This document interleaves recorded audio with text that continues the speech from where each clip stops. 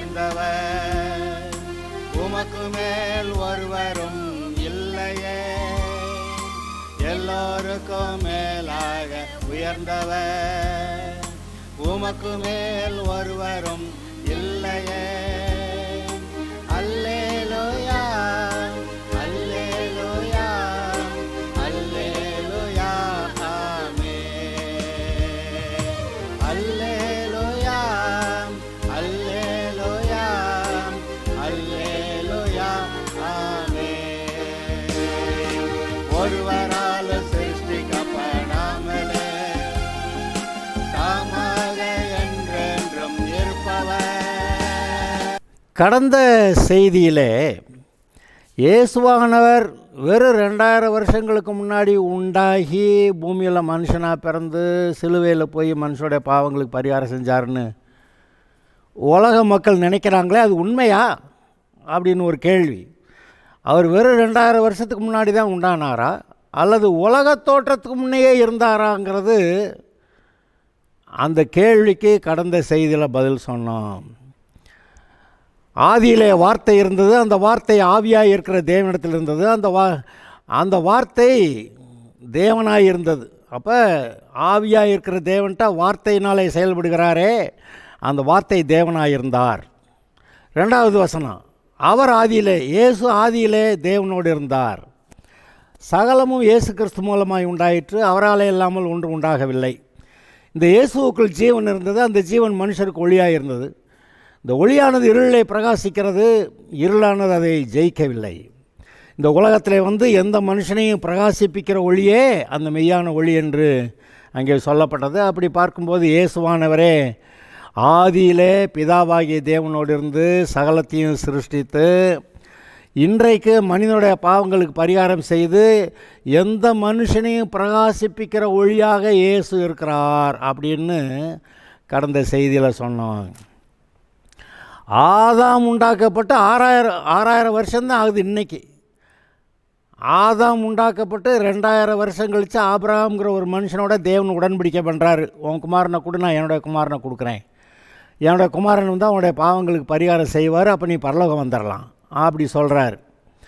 அது அப்போ ஆபிரகாமோட தேவன் உடன்படிக்கை பண்ணார். அது இப்போ 4000 வருஷம் ஆச்சு.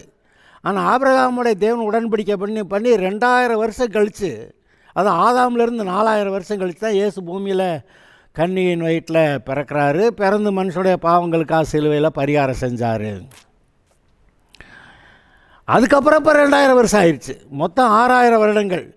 இந்த பைபிள் கணக்குப்படி மனிதன் உண்டாக்கப்பட்டு 6000 வருடங்கள் ஆகின்றனங்கிறது கணக்கு. ஏயா உலகம் உண்டாயே 6000 வருஷம் தானா அப்படி ஒரு கேள்வியை கேட்குறாங்க. இல்லை, உலகம் ஆதியிலே உண்டாக்கப்பட்டது. அது இப்போங்க ஆதியில், அது எந்த ஆதியிலே தெரியாது. ஆதியிலே ஃப்ரம் டைம் இம்மெமோரியல், உலக தோற்றத்துக்கு முன்னே ஆதியிலே ஆரம்பம். தேவன் யார்? ஆதியும் அந்தமுமாக இருக்கிறார். அவருக்கு ஆதியும் இல்லை அந்தமும் இல்லை அப்படி சொல்கிறது. அப்போ தேவன் ஆதியில் இருக்கிறார், இயேசுவும் ஆதியிலே இருந்தார். மனுஷனை உண்டாக்கி இப்போ 6000 வருஷம் ஆகுது. அதுக்கு முன்னாடி தூதர்களுடைய காலம் இருந்தது. அதுக்கு இப்போ முன்னாடி வேறு என்ன இருந்துச்சு இல்லைன்னு பைபிளில் சொல்லலை. நமக்கு சொல்லப்பட்டிருக்கிறது இவ்வளவுதான். இந்த சொல்லப்பட்டிருக்க இந்த 6000 வருஷத்தில் நடந்த காரியத்தை நீ நம்புன்னு சொல்கிறாரு. அதுக்கே நம்ம ஆளுங்க நம்புறதுக்கு ரெடி இல்லை. ஆனால் எழுதி வேறு வச்சுட்டார். நான் சொன்னால் கேட்டுட்டு இந்த காதில் வாங்கி அந்த காதில் விட்டுட்டேன்னு சொல்லுவேன், இந்த எழுதி வச்சிட்றேன்னு சொல்லி பைபிளாக எழுதி கையில் கொடுத்துட்டாரு. அதில் என்ன எழுதியிருக்கு? இந்த மனுஷனுடைய பாவங்களுக்கு பரிகாரம் செய்கிற, உலகத்தின் பாவத்தை சுமந்து தீர்க்கிற தேவ ஆட்டுக்குட்டியாகிய இயேசு அவர் ஒரு கன்னிகையின் வயிற்றில் பிறப்பார்னு சொல்லி 4000 வருஷம் கழித்து பிறக்கிறார் அவர். அப்போவே சொல்லிட்டார் இது வருதுன்னு. ஒரு ஆட்டுக்குட்டியாக தேவ ஆட்டுக்குட்டியாக வர்றாருன்னு. அந்த பஸ்கா ஆடாக எகிப்து தேசத்தில் ஒரு ஆடு அடித்தாங்களே, அந்த பஸ்கா ஆட்டுக்கு அடையாளமாக ஆதாம் செஞ்ச பாவத்துக்கு அவனுக்கு தோல் உடை உண்டாக்கும்படி ஒரு ஆட்டுக்குட்டி அடிக்கப்பட்டது அந்த ஆட்டுக்குட்டி. நோவா காலத்தில் ஒரு ஆடு அடிக்கப்பட்டது அந்த ஆட்டுக்குட்டி. ஆபிரகாம் காலத்தில் ஒரு ஆடு அடிக்கப்பட்டது அந்த ஆட்டுக்குட்டி.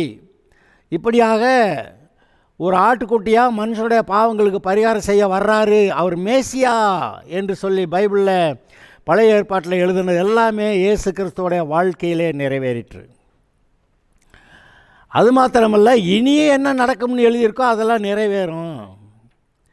அதை நம்ம சற்று கவனிக்கணும். அப்படியானா மனுக்குலத்திற்கு ஏதோ ஒரு குறிப்பிட்ட சமுதாயத்துக்கு பாவத்துக்கு பரிகாரம் செய்ய வந்தாரா? இல்லை.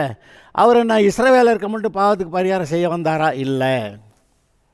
இஸ்மவேலருக்காக பாவத்துக்கு பரிகாரம் செய்ய வந்தாரா? அவங்களுக்கு மட்டும் இவங்களுக்கு மட்டும்னு இல்லை, உலகத்தில் இருக்க எல்லாருக்கும், ஆதாமுடைய பிள்ளைகளாக பூமியில் மனுஷனாக பிறந்த எல்லாருக்கும்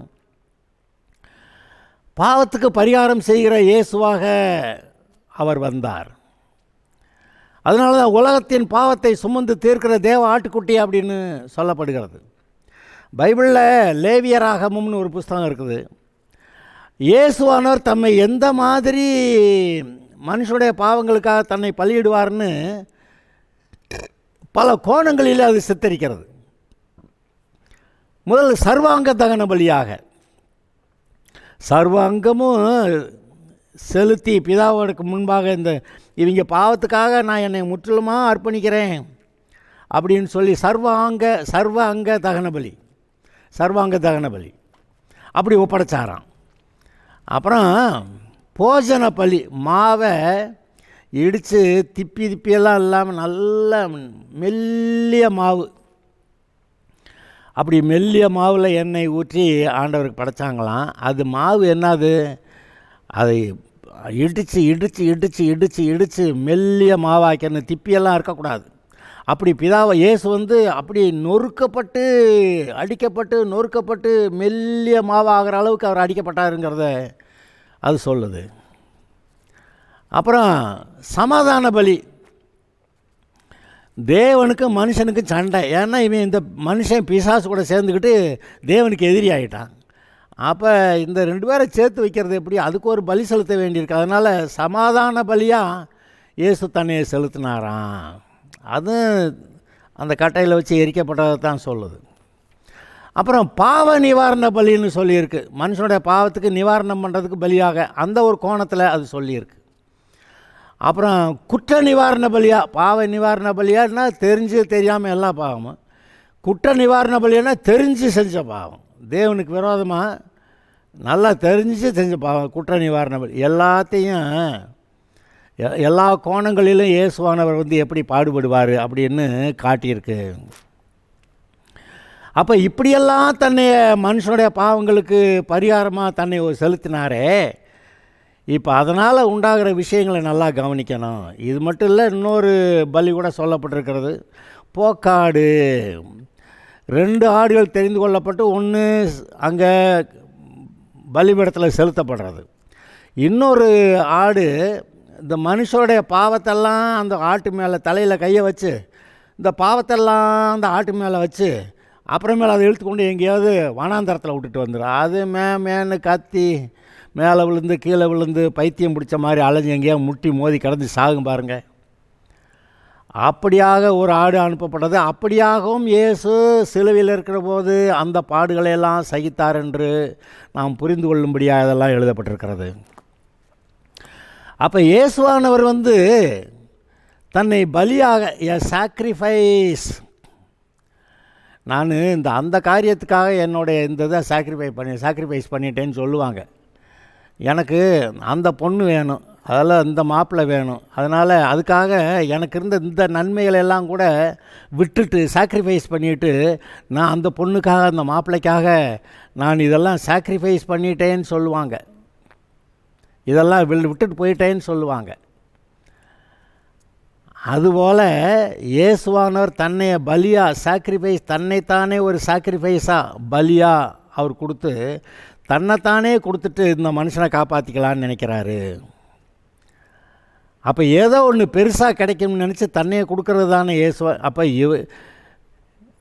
இயேசுவை காட்டில் நம்ம விலை உயர்ந்தவர்களா? அப்படித்தானே ஆகிப்போச்சு கதை. இயேசு தான் உயிரை கொடுத்தாலும் பரவாயில்ல, இவங்களெல்லாம் காப்பாற்றணும்னு பிதா சொல்கிறார், அதனால் நான் இவங்களுக்காக என் ஜீவனை கொடுக்குறேன், ஐ சாக்ரிஃபைஸ் மை செல்ஃப்.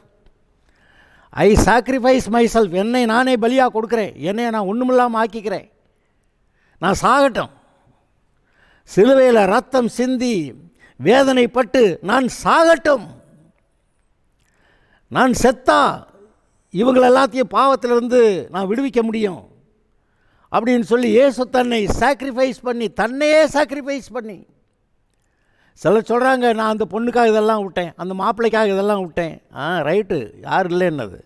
ஆனால் இங்கே ஒருத்தர் இருக்கிறார், என்னையவே நான் விட்டுட்டேன், நான் என்னையவே சாக கொடுக்குறேன், நான் ரத்தம் சிந்தட்டும், காயப்படட்டும், அடிபடட்டும், நான் ஜீவனை கொடுக்கட்டும், என் ஜீவன் போனால் இந்த மனுஷருடைய பாவங்கள் மன்னிக்கப்பட வழி இருக்கிறது, அதனால் நான் கொடுக்குறேன் அப்படின்னு சொல்லி தன்னைத்தானே சாக்ரிஃபைஸ் பண்ணின, தன்னைத்தானே பலியாய் கொடுத்த இயேசு ஒருவர் 2000 வருடங்களுக்கு முன்பாக பூமியிலே பாவமில்லாத மனுஷனாய் பிறந்து, பாவமில்லாமல் வாழ்ந்து காட்டி, பாவமில்லாமல் சிலுவைக்கு போய், அங்கே சிலுவையில் இருக்கும்போது உலகத்தார் எல்லாருடைய பாவங்களையும் தன் மேலே ஏற்றுக்கிட்டு அந்த பாவங்களுக்கான தண்டனை அங்கே சிலுவையில் அனுபவித்தார். அப்படியாக அவர் மனுஷனுடைய பாவங்களுக்கு பரிகாரம் செய்தார்.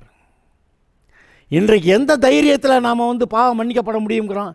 எனக்காக ஒருத்தர் சிலுவையில் பலியானார், எனக்காக அவர் தன்னை பரிகாரம் செய்திருக்கிறார். அந்த பரிகாரத்தின் அடிப்படையிலே என் பாவம் மன்னிக்கப்படுகிறது, நான் பரிசுத்தமாகிறேன், தேவனுடைய பிள்ளையாகிறேன், நீதிமானாகிறேன், நான் பரலோகம் போகிறேன் அப்படின்னு சொல்கிறதுக்கான அந்த தைரியம் எதன் அடிப்படையிலே வருகிறது?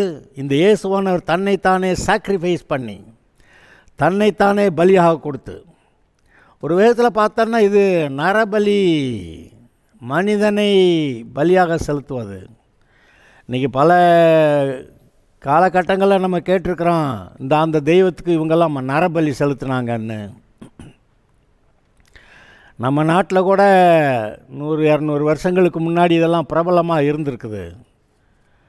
இப்போ கர்ப்பவதியாகிய ஒரு பெண்ணை செலுத்தணும், நரபலியாக கொடுக்கணும்பாங்க. தலை பிள்ளைய நரபலியாக கொடுக்க என்னத்துக்கோ அப்படிலாம் அவ்வளோ பைத்தியக்காரத்தனம், அம்புட்டு பேய்த்தனம் இங்கே நம்ம நாட்டிலேயே இருந்திருக்குது. ஆனால் மனுஷனுக்கு பலி எது? வெறும் ஆடு இல்லை, மனுஷனை விட விலையேறப்பெற்ற ஒன்று தான் போய் ஜாமீன் கொடுக்க அல்லது பலி செலுத்த வரணும். அப்படி பார்த்தா மனுஷனை விட விலையேறப்பெற்றது எது? மனுஷனே தேவனுடைய சாயல் ரூபத்தில் இருக்கான். அப்போ இவனை விட விலையேறப்பெற்றதானா அந்த பிதாவாகிய தேவனுடைய ஒரே பேரான குமாரன் ஒருத்தர், ஸ்பெஷலாக ஒருத்தர் இருக்கிறாரு. அவர் தான் நம்முடைய பாவங்களுக்கு பரிகாரம் செய்ய முடியும். அப்படியாக இயேசு பூமியில் மனுஷனாக பிறந்தார், தன்னையவே மனுஷனுடைய பாவங்களுக்கு சிலுவையில் பரிகாரமாக செலுத்தினார். இதுதாங்க மனிதனுடைய பாவங்களுக்கு பரிகாரம் செய்யப்பட்ட காரியம். இப்போ பாவத்தை தொலைக்கிறதுன்னு சொல்லி ஆற்றுல குளித்து, சமுத்திரத்தில் குளித்து, அல்லது ஏதாவது விசேஷமாக என்னத்தையாவது தண்ணியில் கலந்து அதை போட்டு குளித்து அப்படியெல்லாம் பாவத்தை போக்க முயற்சி பண்ணியிருக்கிறாங்க. ஒன்றும் நடக்கலான்னா அந்த ஆற்றுல போய், ஜீவ நதியில் போய், அங்கே போய் நான் குளிச்சுட்டு வந்தேன்னா பாவம் தொலைஞ்சிரும். ஆமாம், குளிச்சுட்டு வந்தாங்க, இவங்க சரீரம் மட்டும்தான் சுத்தமாச்சு, ஆனால் மனசு இன்னும் சுத்தமாகலையே. அந்த மனசு அந்த பாவத்தில் தானே இருக்குது. அப்போ இந்த பாவத்தை போக்குறது எங்கேயும் குளிக்கிறதுனால வர்றதில்லை, அது மனசே சுத்தமாகணும். இந்த மனசை சுத்தமாக்க வேற ஒருத்தர் வரணும். நம்ம மனசை நம்ம மனசு அவ்வளோ கேடு பிடிச்சதுங்க, அவ்வளவு தப்பானது, தவறானது, தப்பானது, குற்றமுள்ளது, தீட்டாக இருக்கிறது, தேவனுடைய பார்வையில் அருவருப்பாக இருக்குது, தேவனுடைய பார்வையில் நரகலான மனுஷனாக இவன் காணப்படுகிறான். நரகலான விக்கிரகம் என்று எழுதியிருக்கிறது. ஏன்னா விக்கிரகத்தை வணங்குறவனாக இருக்கான். நரகலான மனுஷன், அருவருப்பான தேவனுடைய பார்வையில் அருவருப்பானவன், தேவனுடைய பார்வையில் தீட்டானவன். இப்படி தேவனுடைய பார்வையில் அருவருப்பா, தீட்டா, அவருடைய பார்வையில் நரகலாக இருக்கக்கூடிய மனுஷன், ஆனால் ஒரிஜினலாக தேவனுடைய சாயல் ரூபத்தில் சிருஷ்டிக்கப்பட்டவன். ஒரிஜினல் தேவனுடைய சாயல் ரூபம். ஆனால் இவன் பிசாசு கூட சேர்ந்துக்கிட்டு பாவம் செஞ்சு கும்மாளம் போட்டு அந்த சேற்றில் புரண்ட பண்ணி போல அந்த பன்றி அந்த சேத்துல உருண்டு பிறண்டு அதில் சந்தோஷப்பட்டுக்கிட்டு கிடக்கிற இந்த மனுஷன், இவனுடைய புத்தி கெட்டு போச்சு. சரீரம் மட்டும் இல்லை, புத்தி தீட்டுப்பட்டு விட்டது. புத்தி தேவனுக்கு முன்பாய் அருவருப்பாய் இருக்கிறது. அவருடைய மனதின் தோற்றமெல்லாம் ஆரம்பம் தொடங்கி கெட்டதே என்று கர்த்தர் பார்த்தேன்னு சொல்கிறார். நான் அதை வாசித்து காட்டுறேன். ஆதியாகமம் 6வது அதிகாரத்தில் ஒரு வரியை வாசிக்கிறேன். தேவன் பூமியை பார்த்தார், இதோ அது சீர்கெட்டதாக இருந்தது. மாம்சமான யாவரும் பூமியின் மேல் தங்கள் வழியை கெடுத்து கொண்டிருந்தார்கள். அப்புறம் இன்னொரு வரி, மனுஷனுடைய அக்கிரமம் பூமியிலே பெருகினதென்று அவன் இருதயத்தின் நினைவுகளின் தோற்றமெல்லாம் பொல்லாததே என்றும் கர்த்தர் கண்டு. அவன் இருதயத்தின் நினைவுகளின் தோற்றமெல்லாம் பொல்லாதது. இந்த மனுஷன் எப்படிப்பட்டவனா கர்த்தருடைய பார்வையில் ஆயிட்டான் பாருங்க. இவன் தேவனுடைய சாயல் ரூபத்தில் உண்டாக்கப்பட்ட ஆள், பரிசுத்தமான நீதியான அவருடைய சார்பாக பூமியை ஆண்டுக்கிற ராஜாவாக உண்டாக்கப்பட்ட ஆள். ஆனால் இவன் என்ன ஆகி போயிட்டான், இந்த பிசாசு கூட சேர்ந்து அவன் புத்தி வந்துருச்சு. அவன் புத்தியில் தான் பார்த்தீங்கன்னா மனுஷனுடைய அக்கிரமம் பூமியிலே பெருகினது என்றும் அவன் இருதயத்தின் நினைவுகளின் தோற்றமெல்லாம் நித்தமும் பொல்லாததே என்றும் கர்த்தர் கண்டு. அப்புறம் இன்னொரு இடத்துல தேவன் பூமியை பார்த்தார், அது சீர்கெட்டதாக இருந்தது. மாம்சமான யாவரும் பூமியின் மேல் தங்கள் வழியை கெடுத்து கொண்டிருந்தார்கள். அப்போ இப்படி கெட்டுப்போன இருதயம் உள்ள மனுஷன் வெறும் சரீரத்தை மட்டும் குளிப்பாட்டினா சரிப்படுமா? சரிப்படாது. இந்த இஸ்ரவேலர் எல்லாரும் தங்களுடைய பாவத்தை விட்டு மனம் திரும்பலையாம். ஆனால் தங்களுடைய முன்னோர்களுடைய கல்லறையை போய் வருஷம் சுத்தம் பண்ணி, நம்ம ஊரில் கல்லறை திருவிழா நடத்துகிற மாதிரி அப்போ எல்லாம் கல்லறையெல்லாம் சுத்தம் பண்ணி அவங்க முன்னோருடைய கல்லறைக்கெல்லாம் வெள்ளை அடித்து அப்படியெல்லாம் வைப்பாங்களே, அப்படி அதெல்லாம் செய்கிறத பார்த்து இயேசுநாதர் சொல்கிறாரு, நீங்கள் இந்த கல்லறையை வெளிப்புறமாக கல்லறை வெள்ளை அடிக்கப்படுகிறதே, அதுபோல் நீங்கள் வெளிப்புறமாக சுத்தம் பண்ணுறீங்க, உங்களையும் அப்படி வெளிப்புறமாக சுத்தம் பண்ணுறீங்க, ஆனால் உங்கள் இருதயம் உள்ளுக்க எல்லாம் கெட்டு போய் கிடக்கிறா அப்படின்னு சொல்லி கேட்குறாரு. ஒரு இடத்துல அப்போஸ்தலனாகிய பவுல் சொல்கிறான், வெள்ளை அடிக்கப்பட்ட சுவரே அப்படின்னு ஒரு மனுஷனை பார்த்து சொல்கிறான். வெளியே வெள்ளையாக இருக்காங்கன்னா உள்ளுக்க துன்மார்க்கமாக அசுத்தமும் இருக்குதான் அப்படின்னு.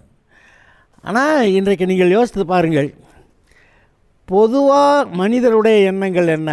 அவன் சொத்தை எப்படி நம்ம அபகரிக்கலாம், அல்லது எப்படி நம்ம அவனை விட பெரிய ஆகலாம், அவனை விட வேகமாக நம்ம பணக்காரன் ஆகணும், அவனை விட அழகான பொண்ணு கட்டணும், அவனை விட அழகான பெரிய வேலைக்கு போகணும், அவனை விட நிறையா சம்பளம் வாங்கணும், அவனை விட நான் உலகத்தையே ஆளணும்.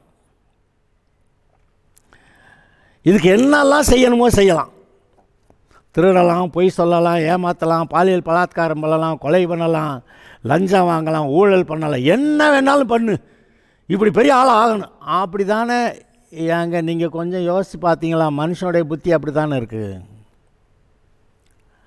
பஸ்ஸில் ஏறி வந்தால் நீ எந்திரா நான் உட்காருன்னு அப்படின்னு ஒருத்தனை எழுப்பி விட்டுக்காது. அவன் பார்க்க நல்ல ட்ரெஸ் இல்லையா, எந்திரடா அப்படி சொல்லிட்டு இவன் உட்காந்துக்கிறேன். என்னது, வாட் இஸ் கோயிங் ஆன்? நீங்கள் யோசித்து பார்த்தீங்களா? மனிதனுடைய இருதயம் பொல்லாததே, நித்தமும் பொல்லாததே. மனிதனுடைய இருதயத்தின் நினைவுகளின் தோற்றமெல்லாம் நித்தமும் பொல்லாததே என்று கர்த்தருடைய பார்வையில் இருக்கிறது. அப்போ இப்படி ஆளை எப்படி சரியாக்குறது? சும்மா குளிப்பாட்டினா போதுமா? இந்த ஞானஸ்நானம் இயேசுவை ஏற்றுக்கணும் ஞானஸ்நானம் எடுக்கிறவங்க கூட அந்த தண்ணிக்குள்ளே மூலிகையில் இருப்ப சரீரம் மட்டும்தான் தண்ணிக்குள்ளே போய் வருது. ஆனால் இருதயத்தில் தங்களை சுத்தம் பண்ணிக்கிட்டவங்க மட்டும்தான் இந்த ஞானஸ்நானத்துக்கு வரலாம். இருதயத்தில் தங்களை ஒழுங்குபடுத்தி கொண்டு பரிசுத்தம் பண்ணி கொண்டு இயேசுவை ஏற்றுக்கொள்கிறேன், பாவத்தை விட்டு விலகுகிறேன், இனி பாவத்துக்கு எனக்கு சம்பந்தம் இல்லை, இனி பிசாசுக்கு எனக்கு சம்பந்தம் இல்லை, நான் தேவனுடைய பிள்ளையாக இருக்க போகிறேன், என்னுடைய ஆவி ஆத்மா சரீரம் முழுவதும் கர்த்தருக்கு சொந்தம் என்று சொல்லி தன்னை அர்ப்பணித்து கொள்ளுகிறவர்கள் மட்டும்தான் இந்த தண்ணீரில் ஞானஸ்நானம் எடுக்க வர்றாங்க. மற்றபடி தண்ணிக்குள்ளே போயிட்டு வந்தால் என்ன கிடைக்குது? அது ஒரு உடன்படிக்கை. தண்ணிக்குள்ளே உள்ளே போயிட்டு வரும், இன்று முதல் நான் கர்த்தருக்காக வாழப்போகிறேன், இன்று முதல் எந்த பாவத்துக்கு எந்த பிசாசுக்கு என்னுடைய வாழ்க்கையில் இடமில்லை, நான் கர்த்தருக்கு சொந்தம் என்று சொல்லி, அப்படி கர்த்தருக்கு சொந்தம் என்று சொல்லி கொள்ளுகிறவர்கள் மட்டும்தான் இந்த தண்ணீரில் ஞானஸ்நானம் எடுக்கிறாங்க. சிலர் நினைக்கிறாங்க ஞானஸ்நானம் எடுத்தால் ரட்சிக்கப்பட்டுருவான்னு. ஏங்க தண்ணிக்குள்ளே போயிட்டு வந்தால் எவனா ரட்சிக்கப்படுவானா? இருதயம் சரியாகணுங்க. அதனால தான் சபையில் சகலமும் போதிக்கப்படுகிறது. முதலாவது மனம் திரும்பி, பாவத்தை விட்டு மனம் திரும்பி, பிசாசுடைய வழிகளை விட்டு மனம் திரும்பி. 2 காரியம், பாவத்தை விட்டு மனம் திரும்பணும், பிசாசுடைய வழிகளை விட்டு மனம் திரும்பணும். அப்படி 2 காரியம். இப்படி மனம் திரும்பி அப்புறம் இயேசுக்கிட்ட வரணும். ஏன்னா இவர் தானே பாவத்துக்கு பரிகாரம் செஞ்சவர். இப்படி இயேசுக்கிட்ட வந்தால் அவன் மன்னிக்கப்படுகிறான். பழையவைகள் ஒழிந்தன. இப்போ புதுசாக தேவனுடைய குடும்பத்தில் தேவனுடைய பிள்ளையாக பிறக்கிறான். born again, மறுபடியும் பிறந்த அனுபவம். பழசெல்லாம் ஒழிஞ்சிச்சு, இப்போ நான் புதுசாக பாவம் இல்லாமல் பிறந்த சின்ன குழந்தை அப்படி சொல்லிக்கிற அளவுக்கு கர்த்தர் அன்னைக்கு மாற்றி விட்டுறாரு. ஆம், அதை நினைத்து பாருங்கள், நினச்சி பாருங்கள். இப்படி இயேசு நம்முடைய பாவங்களுக்காக ஒரு பரிகாரத்தை பண்ணிட்டு அது மூலமாக நம்முடைய மனசை சுத்தமாக்கி கழுவி பரிசுத்தப்படுத்தி அப்புறம் நம்முடைய சரீரத்தையுமே தண்ணீரில் மூழ்க பண்ணி நம்மை பரிசுத்தமாக்குகிறார். நம்மை பரிசுத்தமாக்கி தேவனோட கூட அவருடைய குடும்பத்தில் சேர்த்து கொள்ளுகிறார். இந்த விஷயந்தான் சுவிசேஷம். இங்கே 1 கொரிந்தியர் 15வது அதிகாரத்தில் சுவிசேஷம்னா என்னன்னு ஒரு வரி போட்டிருக்காத நான் வாசித்து காட்டுறேன். 1 கொரிந்தியர் 15 3வது 4வது வசனங்கள். நான் அடைந்தது உங்களுக்கு பிரதானமாய் ஒப்புவித்ததும் என்னவென்றால், அப்போஸ்தலனாகிய பவுல் சபை மக்களுக்கு சொல்கிறான், உங்களுக்கு சொன்னது என்னென்னா, கிறிஸ்துவானவர் வேத வாக்கியங்களின்படி நம்முடைய பாவங்களுக்காக மரித்து, சும்மா மரிக்கலை. இவன் தான் செத்து போனேன், இவன் தான் செத்து போனேன், எல்லோரும் தான் செத்தாங்க. ஆனால் இவர் வேத வாக்கியங்களின்படி நமக்காக பிறந்து வந்து நம்முடைய பாவங்களுக்காக சிலுவையிலே மரித்து, அடுத்து அடக்கம் பண்ணப்பட்டு வேத வாக்கியங்களின்படி 3ஆம் நாள் உயிர்த்தெழுந்து. இயேசுவானவர் இப்படி பைபிளில் சொல்லப்பட்டிருக்கிறார். இயேசுவானவர் இப்படி பாவமெல்லாம் பிறப்பார், பெத்லகேமில் பிறப்பார், ஸ்திரீயின் வயிற்றில், அதாவது கன்னிகையின் வயிற்றில் பிறப்பார். அப்படியெல்லாம் சொல்லி 30 வெள்ளிக்காசு காட்டி கொடுத்து விடுவாங்க. அவர் கழுதைக்குட்டி மேலே ஏறி வருவார், சிலுவையில் அரைஞ்சி விடுவாங்க, மரித்தோர்லேருந்து உயிரோட எழும்புவார். எல்லா விஷயமும் பழைய ஏற்பாட்டில் எழுதியிருக்குது.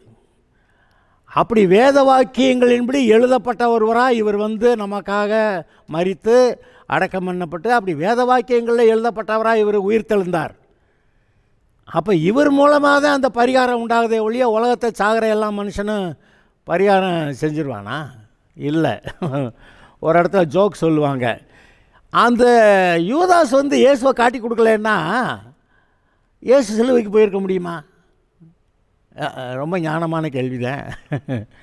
யூதாஸ் வந்து இயேசுவை காட்டி கொடுக்கலன்னா இயேசு சிலுவைக்கு போயிருப்பாரா? நமக்கு ரட்சிப்பு உண்டாயிருக்குமா? இருக்காது. அப்போ நான் யூதாஸ் தான் ரட்சகர். ஆஹா, யூதாஸ் காட்டி கொடுத்ததுனால தான் அங்கே எல்லாம் நடந்துச்சு. அப்போ யூதாஸ் தான்டா ரட்சகர்னு ஒருத்தன் வழக்காடுறான். இப்படி ஆளுகள் நான் எங்கெங்கே போய் சொல்கிறது? அப்புறம் ஒரு ஆள் ஆப்பிரிக்காவிலேருந்து ஒருத்தன் வந்தேன், அவன் சொல்கிறான், ஏசுனார் எல்லாருடைய பாவங்களுக்கு பரிகாரம் பண்ணிட்டார்ல, ஆதாம் பாவம் செஞ்சதுனால எல்லாரும் பாவியானது போல் ஏசுநாதர் சிலுவையில் மனுஷனுடைய பாவங்களுக்கு பரிகாரம் செஞ்சிட்டதுனால எல்லாருடைய பாவங்களுக்கு பரிகாரம் ஆகி போச்சு, எல்லோரும் பரலோகம் தான் அப்படின்னு நான் பாருங்கள். நான் சூப்பர்டா. என்ன பண்ணுறது, இங்கே சொல்கிறத கேட்க வேண்டியிருக்கு பாருங்கள். ஆனால் இயேசுவானவர் வேத வாக்கியங்களின்படி நம்முடைய பாவங்களுக்காக மரித்து அடக்கம் பண்ணப்பட்டு வேத வாக்கியங்கள்படி உயிர்த்தெழுந்தார். என்ன வேத வாக்கியத்தில் என்ன சொல்லுது? நம்முடைய பாவங்களை போக்குறதுக்கு, மனம் திரும்புகிறவர்களுடைய பாவங்களை போக்குகிறதற்கு அவர் இப்படி வருவார், அப்படி தானே எழுதியிருக்கு. அப்படி மனம் திரும்புகிறவர்களை தம்மோடைய கூட ஒப்புரவாக்கி கொள்ள அவருக்கு பிதாவுக்கு சித்தமாயிற்று. எல்லாரும் இல்லைங்க. இயேசுவோ தேவனுடைய குமாரன்னு தெரிஞ்சும் அவர் இயேசுவை சிலுவையில் அரைஞ்சாங்க. இந்த மனிதர்கள், இவர்களுடைய இருதயம் எவ்வளோ கடினமாக இருந்திருந்தா, இவர்களுடைய இருதயம் எவ்வளோ பொல்லாததாக இருந்தால் தங்களை ரட்சிக்க வந்த இயேசுவை சிலுவையில் அறைந்து கொள்வார்கள். மனிதன் எவ்வளவு பொல்லாதவன், அவனுடைய இருதயம் எவ்வளோ கடினமானது என்பதை யோசித்து பாருங்கள். நீ சொல்லலாம் பிசாசு ஏவி விட்டதுனால. ஆமாம், ஏவுனா இவனுக்கு எங்கே போச்சு அறிவு? அப்படியானா என்ன பயங்கரம்! இந்த மனித பொல்லாத மர்டரஸ் ஸ்பிரிட் ஆஃப் மேன், மனுஷரை கொல்லக்கூடிய ஆவியை உடைய இந்த பொல்லாத மனுஷன், இவனை ரட்சிக்கிறதுக்குன்னு அவர் வர்றாரு. அப்போ இதுதான் ரட்சிப்பு. எது? இயேசுவை ஏற்றுக்கிறது தான் ரட்சிப்பு. இப்போ என்ன பிரசங்கிக்கப்படுகிறது? இப்படி ஒருவர் உங்களுக்காக சிலுவையில் உங்களுடைய பாவங்களுக்காக பரிகாரம் செய்திருக்கிறார். நீங்கள் வந்தீங்கன்னா, இதை நம்புனீங்கன்னா, இவரை ஏற்றுக்கிட்டீங்கன்னா உங்கள் பாவம் தொலையும். அதானுங்க சுவிசேஷம். சும்மா எதையாவது அந்த குளத்தில் குளிச்சுட்டு வா, இந்த ஆற்றுல குளிச்சுட்டு வா, இந்த கடலில் குளிச்சுட்டு வா, இந்த சமுத்திரத்தில் குளிச்சுட்டு வா, இல்லை பிளேனேறி அந்த நாட்டில் போய் அந்த ஊரில் இருக்க அந்த கோயிலுக்கு போயிட்டு வா. எங்கே போனாலும் நீ மனுஷன்தான். எங்கே போனாலும் உன் இருதயம் உன்னோட அசுத்தமாக தான் இருக்குது, தீட்டானது, அருவருப்பானது, அது பொல்லாதது. இருதயத்தின் நினைவுகளின் தோற்றமெல்லாம் பொல்லாதது. அவன் தன்னுடைய வழியை சீர்கேட்டில் தன்னை தான் கெடுத்து கொண்டிருக்கிறான். சீர்கெட்டு போய் அவன் நிமித்தம் பூமி சீர்கெட்டு போய் கிடக்கிறது. இப்படிப்பட்ட ஆளை ரட்சிக்கணும்னா அவன் மனசு திரும்பணுங்க. அப்படி மனம் திரும்பி வந்தால் தான் இயேசு ஏற்றுக்கிறாரு. மனம் திரும்பி வர்றவனுக்கு தான் அந்த பரிகாரம் பலிக்குது. அப்போ இயேசுவின் ரத்தம் அவனை கழுவுகிறது, பரிசுத்தமாக்குகிறது. வசனத்தில் எழுதியிருக்கிறது போல இயேசு கிறிஸ்துவின் ரத்தம் சகல பாவங்களை நீக்கி நம்மை சுத்திகரிக்கிறது என்று எழுதியிருக்கிறது போல அது அப்படி ஆகிறது. அருமையானவர்களை, இன்றைக்கும் கூட நான் ஒரு வசனத்தை வாசிக்கிறேன். 1 கொரிந்தியரில் 1வது அதிகாரம் 18வது வசனம் வாசிக்கணும்னு எடுத்து அதுக்குள்ளே மற்றெல்லாம் பேசி முடித்தாச்சு. இந்த 1 கொரிந்தியர் 1வது அதிகாரத்தில் 18வது வசனத்தை நான் வாசிக்கிறேன். சிலுவையை பற்றிய உபதேசம் கெட்டுப்போகிறவர்களுக்கு பைத்தியமாக இருக்கிறது, ஆனால் ரட்சிக்கப்படுகிற நமக்கோ அது தேவபலனாக இருக்கிறது. என்னது? எது பைத்தியமா? சிலுவையை பற்றிய உபதேசம். சிலுவையை பற்றிய உபதேசம்னா என்னது? இயேசுநாதர் ஒருத்தர் இந்த பூமியில் பாவமெல்லாம் பிறந்து பாவமெல்லாம் வாழ்ந்து சிலுவையில் போய் உலகத்தாருடைய பாவத்தெல்லாம் தாமரை ஏற்றுக்கிட்டு சிலுவையில் நம்முடைய பாவங்களுக்காக அவர் தண்டனை அனுபவித்து ரத்தம் சிந்தி செத்தார். அதுதான் பரிகாரம். அதுதான் சிலுவையை பற்றிய உபதேசம். அந்த சிலுவையை பற்றிய உபதேசம் கெட்டு போகிறவர்களுக்குனாக்க அவங்க என்ன பந்தயம் கட்டுற, நான் பாவத்தோடு இருந்து நரகம்தான் போவேன். அப்படி ஆளு கொஞ்சம் பேர் இருக்காங்க. நாம் வெளிப்படையாக பேசுகிறவே இருக்காங்க. நான் நரகம் போனேன் உனக்கண்ணா கேட்பாங்க. நாம் சொல்லுவேன், சரிங்கய்யா, நீங்கள் விரும்பின இடத்துக்கு நீங்கள் போகலாமையா, அது உங்களுக்கு அதிகாரம் இருக்குயா அப்படி சொல்லிட்டு நாம் ஓடிடுவோம். சிலுவையை பற்றிய உபதேசம், நம்முடைய பாவங்களுக்கு ஒருவர் பரிகாரம் செய்திருக்கிறார் என்ற அந்த செய்தி, அது கெட்டு போகிறவர்களுக்கு, நான் அப்படித்தான் பாவத்தில் வாழ்வேன், நரகத்துக்கு போவேன் அப்படிங்கிறவர்களுக்கு அது பைத்தியமாக இருக்கிறது. சிலுவையை பற்றிய உபதேசம் பைத்தியக்காரத்தனமாக இருக்கிறது. இன்றைக்கி ரட்சிக்கப்பட்ட கர்த்தருடைய பிள்ளைகளை பார்த்து இதெல்லாம் ஒரு பைத்தியங்க, பைபிளை தூக்கிட்டு நடக்குது பாருங்க, எங்கேயாந்து ஏதோ வினோதமாக ஒரு கோயிலுக்கு போகுதான் அப்படி சொல்லுவாங்க. ஓகே, அது அவர்களுடைய பார்வையிலே பைத்தியமாக இருக்கிறது. ஆனால் ரட்சிக்கப்படுகிற நமக்கோ அந்த செய்தி, அந்த சுவிசேஷம், இயேசுவை பற்றிய உபதேசம், சிலுவையை பற்றிய உபதேசம், அது ரட்சிக்கப்படுகிற நமக்கு தேவ பலனாக இருக்கிறது. அந்த ஏற்றுக்கிட்டோம்னா நமக்குள்ளே ஒரு பலன், ஒரு தைரியம், பாவம் மன்னிக்கப்பட்டாயிற்று, நான் தேவனுடைய பிள்ளையாக இருக்கேன், இன்றைக்கி விட்டால் பரலோகம் போயிடுவேன் அப்படின்னு சொல்லக்கூடிய தைரியத்தை உண்டாக்குகிறதா இருக்கிறது. சிலுவையை பற்றிய உபதேசம் கெட்டு போகிறவர்களுக்கு பைத்தியமாக இருக்கிறது. ஆனால் ரட்சிக்கப்படுகிற நமக்கு அது தேவபலனாக இருக்கிறது. கெட்டு போகிறவனுக்கு அது சாபமாக முடியுது, ஆனால் ரட்சிக்கப்படுகிற நமக்கு ஆசீர்வாதமாக முடியுது. ஒரே செய்திங்க, இயேசு நம்முடைய பாவங்களுக்கு சிலுவையில் பரிகாரம் செய்தார் அப்படிங்கிற அந்த ஒரே செய்தி நரகம் போகிறவங்களுக்கு அது சாபமாக முடிஞ்சிருது. ரட்சிக்கப்படுறவங்களுக்கு தேவ பலனாக இருந்து அவர்களை ரட்சிப்புக்குள்ளேயே அந்த செய்தி நடத்திடுது. இயேசுவின் ரத்தம் அவருடைய பாவங்களையெல்லாம் நீக்கி அவர்களை சுத்திகரித்து அவரை கழுவுகிறது, தேவனுடைய பிள்ளையாக்குது. அந்த ரட்சிக்கப்பட்டவங்க லிஸ்ட்டில் அவங்க பேரை எழுதி விட்டுறது. உங்கள் பேர் ஜீவ புஸ்தகத்தில் இருக்கா? இல்லைன்னா இன்றைக்கி நீங்கள் இயேசுவை ஏற்றுக்கிறலாம், ரட்சிக்கப்படலாம், தேவனுடைய பிள்ளையாகலாம். உங்கள் பேர் ஜீவ புஸ்தகத்துக்கு வரும். நீங்கள் இந்த பூமியை விட்டு போகிறனால பரலோகமும் உண்டு. ஓகே, இயேசுவை ஏற்றுக்கொள்ளுங்கள், கர்த்தர் உங்களை ஆசீர்வதிப்பார். God bless you.